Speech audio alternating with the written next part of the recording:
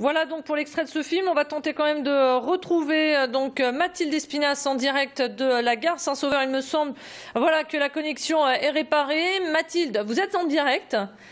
Vous êtes en direct et il me semble que vous avez à vos côtés David Gobet, syndicaliste de la Fédération européenne des...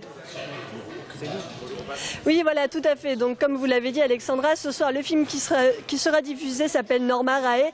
C'est l'histoire d'un syndicat qui va être créé progressivement dans une usine de textile. En effet, Norma Rae travaille dans cette usine de textile. Elle est veuve, elle élève ses enfants. Elle travaille dans cette usine avec ses parents et progressivement, un syndiqué new-yorkais va venir et va leur proposer de monter eux-mêmes leur syndicat. Alors, les syndicats, vous connaissez bien David Gobet puisque vous êtes vous-même syndiqué à la Fédération européenne des transports. Bonjour. Bonjour. Alors, donc là, le film parle d'un syndicat aux États-Unis qui a été créé dans les années 70. En France, on se retrouve avec seulement 8% de personnes syndiquées. Ça reste un pays très faiblement syndiqué. Quelles conséquences cela peut-il avoir sur les conditions de travail ? Ah bah ça donne moins de poids aux syndicats pour négocier. En même temps, ça arrange aussi une classe dirigeante, une classe politique qui est moins de syndiqués en France, oui. Puis le syndicalisme n'est pas obligatoire en France. Enfin, c'est pas que je veux qu'il soit obligatoire, bien entendu.